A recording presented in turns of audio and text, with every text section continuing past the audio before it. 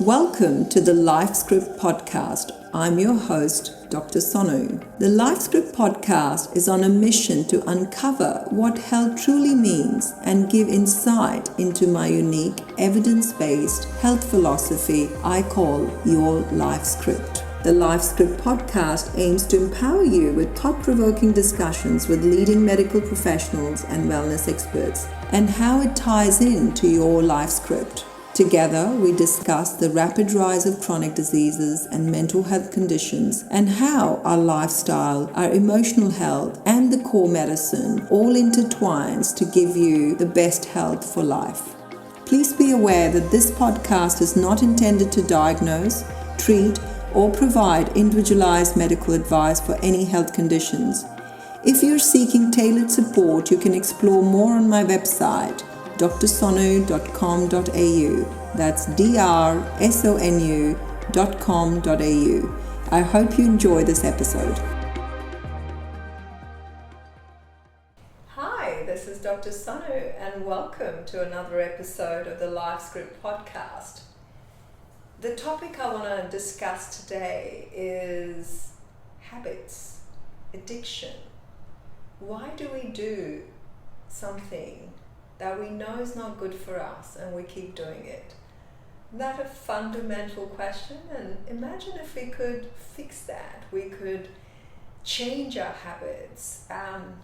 That's core to, isn't it, to making change, because more often than not, we know what change needs to happen. We're aware of what we are doing that is not serving us. But more often than that, we feel powerless in knowing how to make that change.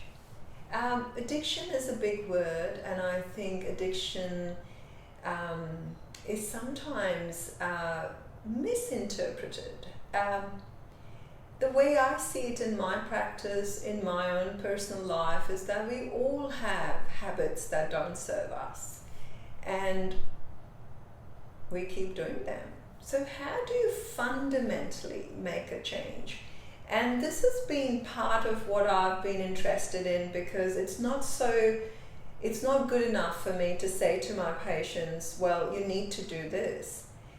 It's important for me to help them make that change, to have the conversation around how and why they will change, and how will they change fundamentally their mindset over a period of time. Because it's easy to change for a little bit and then come back to square one. You know, we talk about alcohol, smoking, addiction to social media, whatever it may be.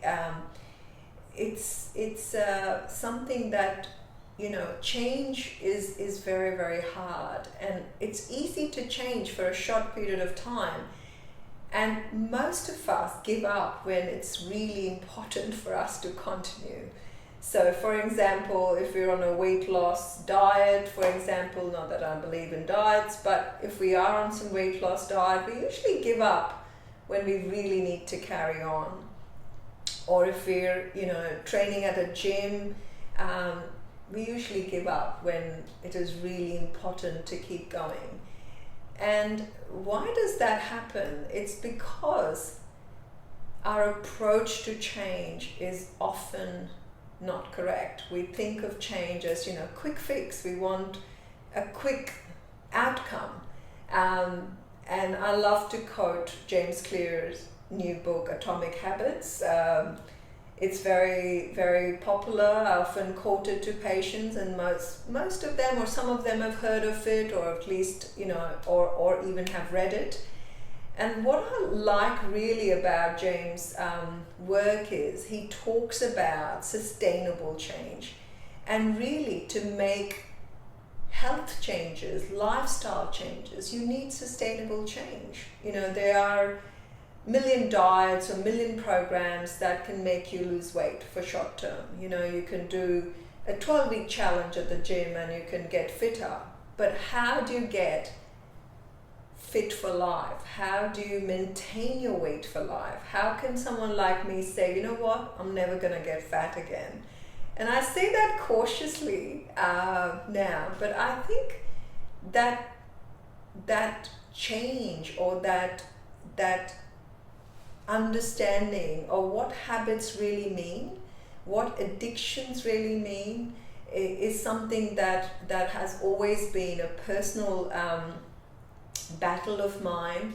And I know if I can help my patients crack that code, then I enable their journey to make that change. So it's no so good, don't do this, don't do that, stop doing this, but how are they gonna get there? So there is this very good quote from, again, James Clear's book. It says, people who go to the gym don't need to go to the gym because they go to the gym. People who save money don't need to save money because they save money. So our habits are our strength. And it is a very, very fundamental concept, because when I started my journey of going to the gym regularly, and I have to thank my best friend Pam for, making me join the Bond University gym where I'm on faculty, and what a beautiful facility and young people around. So it's nothing, I drive my car into the car park in the morning and I feel like I've done something positive already. So, it's very, very important, that sense of feeling that you belong there. So the point I'm making is this. When I went to the gym initially, and I joined a 12-week program, and a lot of the participants in the program were a lot fitter and stronger. And I used to think, well, why are they here at 6 o'clock in the morning? I know I need to be here because I've got so many things I want to achieve. And I used to think, why are they here? Like, they're already so fit. They can already do 20 push-ups. Why are they here? They're good weight. And that's when I realized now that I will be one of them that will be there a year on. And, hopefully I'll be my perfect weight or what I need to be, and I'll be strong. But I'll still be there at 6 o'clock. So, it comes down to this ongoing narrative that your habits are your strength, and your habits are something that you've got to do consistently, like Groundhog Day. And that's what keeps you on track. And also, when you make that little change, 1% change every day, you're 36% ahead in a year. So again, from James' book on small changes, that little atomic habits that you need to inculcate in your daily life. And what is so important with that concept as well is when we talk about small changes, everyone feels like they can do it. If something is too hard, you never start. But if something is achievable, okay, I've just got to do this much today, make one change today. So if I give a list of 10 things my patients need to do, I say, well, start with that one, Don't take out everything bad in your diet. Maybe take out 2 things and add 3 good things, So I think that concept is very important. So now my favorite thing to say to my new patients is they're sitting there, they're 20, 30 kilos overweight, they've got other health issues. I say, okay, well, this time next year, imagine yourself sitting there being your perfect weight. Not just for one day, 1 week, 2 months till you put it all back on. For life, what I said, what if you could say to yourself, I'm never ever going to get fat again. I'm never going to not take care of myself. So you can imagine yourself in a year's time achieving everything that you will set out to achieve. but you will need 365 days of consistent little changes, those little habits, so that they become your strength, they become your imprint, they become how you write, you roll. And it's very, very empowering, I think, because for the person, it says to them, 1, I can do this. 2, it's going to be small changes. And 3, I can get there. And once I get there, it's like that you've had the education. It's not just something someone's externally put on you. You know how you've got there. You've traveled that path. You've had that experience. You've had that consistency. So it becomes ingrained. So it's almost like you've learned how to ride this bike rather than someone just put you on a bike and taken you for a ride. You know, it's not a program that someone's just put on you and taken you for 3 months and made you lose 20 kilos. It's something that you have learned how to do small steps at a time through all the correct parts. So it's like the breadcrumbs, you know, and if you ever falter, if you ever go back, you have a process, you have that education, you know, that degree on how those little changes can be achieved, and you can start again. So someone quoted this book to me, be present, not perfect. So the thing about small changes is that you're present, you can see them, and you just gotta keep repeating it. You know, it's like I say, you brush your teeth. You don't say, well, I've done it for 5 weeks, I think it's enough, I can't do this anymore. We don't do that.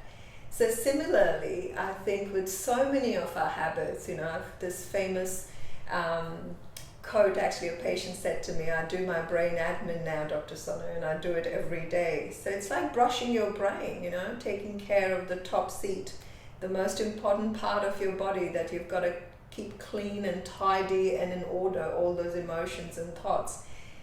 So habits and small changes in habits, and then that becoming your strength, I think, is the first key message. And please go ahead and read that book, Atomic Habits. I give that reference to a lot of my patients, and I find that very useful. And the other thing I find useful to say to myself is, if you do things the old way, you'll end up in the old place. So, you know, it's very important to know that. I encourage my patients to imagine that person in that chair in a year's time, and how they want that to be, and imagine that, and then make the changes you need to make, because if you keep doing the same things, you'll end up in the same place. But habits and addiction is a bit more, it's deeper than that, isn't it? Because it comes from a place of lack of self-love and security. You know, we're trying to compensate something, a little void in our hearts, in our lives, that we're trying to compensate with food or alcohol or smoking. And a beautiful article written by Tara Brach. It's titled Deconditioning the Hungry Ghost. And it's one of the best talks on addiction I've read, and I again reference it to a lot of my patients. And it says that your habits or your addictions that don't serve you come from a narrative of lack of self-love and security. So it's very important to have that conversation, I feel, with my patients, is that yes, you're drinking a lot or you're smoking, and why are you doing that? Where is it that you don't feel loved enough or worthy enough? And I think once you address that, and you know, I spoke in another podcast about being first in the queue, you know, the whole concept of the self-worth. it stems from that. It stems from that narrative that I'm worthy, that the choices I make have to be worthy of my, body, my existence, my life. And it can't be punitive. You can't just scold yourself out of habits. In fact, the more you do, the more you go into them, because it's kind of a, almost feeds that hungry ghost, that lack of self-worth. What does a smoker do when he feels that this is bad for me, I shouldn't do it? He goes and lights up a cigarette, Whereas if he thinks, well, you know what, I am deserving to have the best life. I'm deserving to run around with my kids and because I'm a great dad and I'm a great grandfather. That's what's going to make them think about giving up. So, it's a very two polar opposite narratives, and the narratives are very important. I call them the people on your shoulders that talk to you. So are these kind or are these unkind to you? So kind is cool, unkind is not cool. So I think that is the second key message, is that the narrative bad habits, addiction come from is a deeper place of lack of love and safety.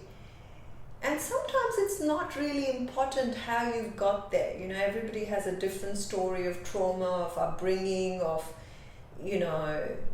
issues with relationships. But sometimes I think it's not even relevant to really go deep into that. And I have to say, modern day psychology or psychotherapy can delve a lot into that. This is your mother issue or your father issue, or but really doesn't matter. What I feel is that we've got to not so much look at how you got there, but where you are and where you're going to be. And I think that concept of being in the present and planning for the future is very important. So that I think is a very, very useful fundamental point. And the other important thing that I find is being attentive, being present. I quoted a book called Present, Not Perfect. It's very important. So being conscious. So when we're conscious of whatever we're doing, we're not doing it without that sense of consciousness, then we're more aware, we're more in control. So just be very, very conscious, mindful, just be present. And I think you can do that if you learn that art of mindfulness. There's a concept called mindfulness-based stress reduction. So when we start feeling present, we feel less distracted, we feel less stressed, and we feel more in control. So one of the fundamentals of dealing with our addictions or habits is just being conscious, being more present, being more mindful, even observing. Sometimes I say, before you can make a change, you've got to survey, you've got to link in with yourself. And I often joke with my patients, all psychologists in Australia are booked out. That's the news flash. There's no appointments with any psychologist. Literally true, by the way. What is going wrong? It's because we're not actually checking in with ourselves.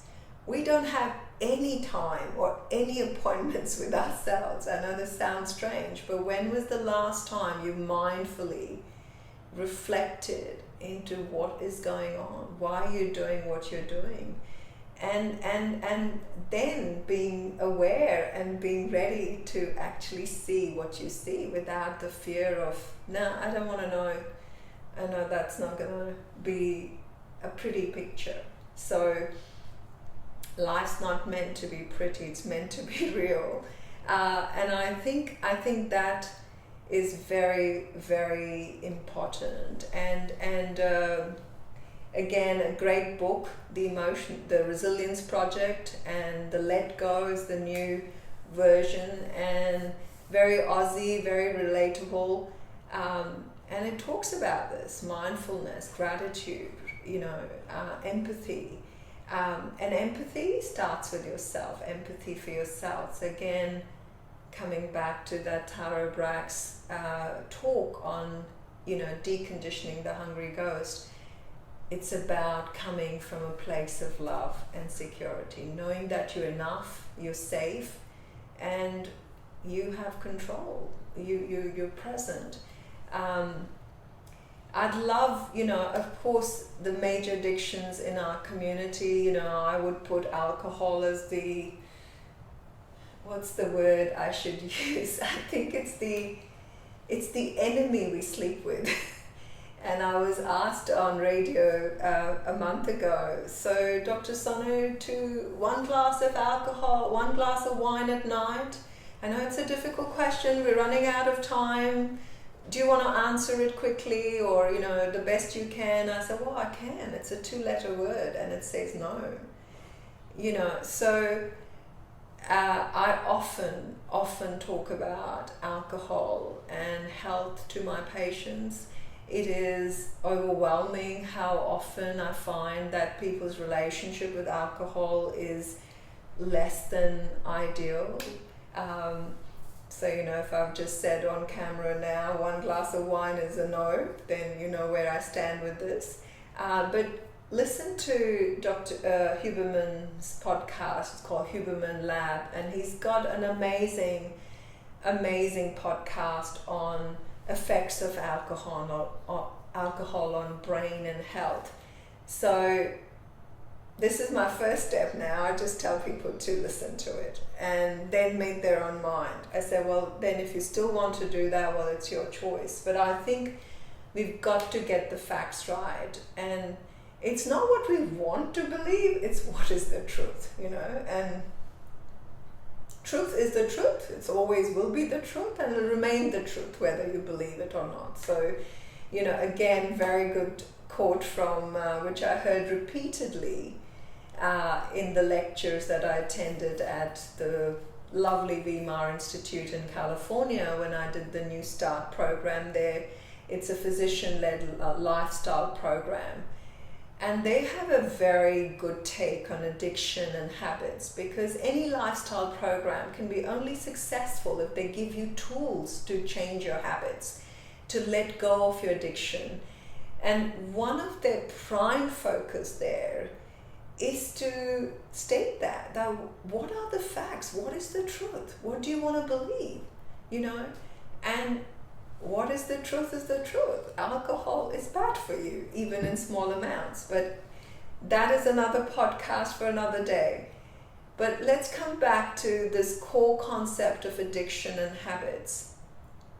I think beyond that self-love and security, I think to change anything, to change our habits, we've got to create a habit, like I said, to link in with ourselves, the appointment with you time. And also we need a spiritual framework. Now, this is often misunderstood, because as soon as we use the word spirituality, it's cliche, it's taboo, it's like, gosh, you can't talk about God, but it's nothing to do with that. To me, how I describe this to my patients, if you can speak, you can write. If you're alive, you're spiritual, which basically means what links you back to your coordinates in the universe, to your presence, your aging, and finally your mortality. What brings you back to that consciousness every single day is your spiritual framework. So whether that is for me to light a little lamp in front of my mum's photo and remember her and link back to my roots and my ancestors, whether it is surfing for a surfer where they feel connected to the vastness of the universe and being one with it, whether it is writing for a writer, whether it is playing a piano for a musician, whatever that is. But a spiritual framework is what links you back to your core, to your existence itself. And that is something that you have to practice on a regular basis. Not think about it, but actually do it. And Weimar Institute, the lifestyle program there, Dr. Neil Nedley's work on mental health, addiction, is very much linked to going back to your spiritual framework, to going back to that routine of linking you to the life force itself. So in one podcast we talked about spirituality, about addiction, about self-worth. So very fundamental, hard, difficult topics, but so essential. And once you crack the code, once you peel the layers, what you find inside is actually very simple. And it's actually very,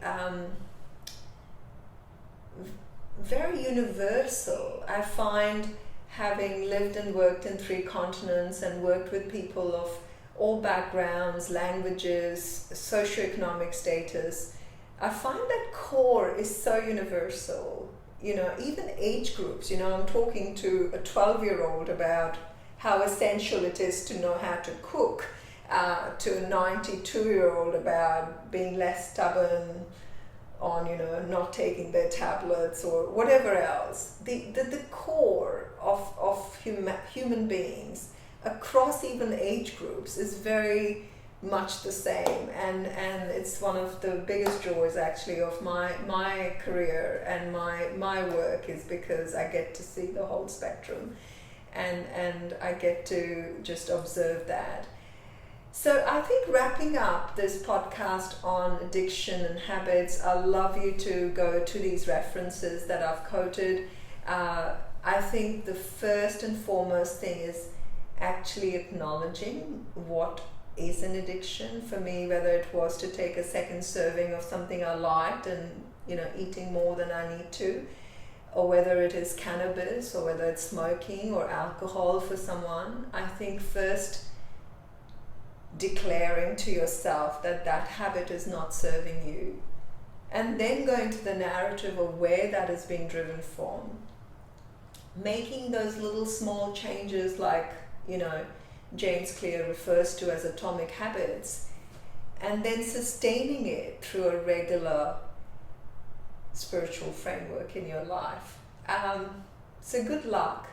With the smoking, Alan Carr's book on how to quit smoking, I think he's sold 25 million copies. It works. I've never been a smoker, so I can't give you first-hand advice, but a lot of my patients have benefited from that. So there's plenty of resources, but really the fundamentals are like I've described. This is Dr. Sonu. I'm signing out. This is a Lifescript Podcast. Thank you for tuning in to the Lifescript Podcast. I hope you enjoyed today's episode. The show notes and any resources mentioned can be found in the accompanying blog post on my website. Please remember that the information provided in this podcast is not intended to diagnose or provide medical advice for any health conditions. If you're looking for individualized support, please head over to my website, drsonu.com.au. That's drsonu.com.au to learn more about how Kiran Wellness and its programs can help you on your health and healing journey.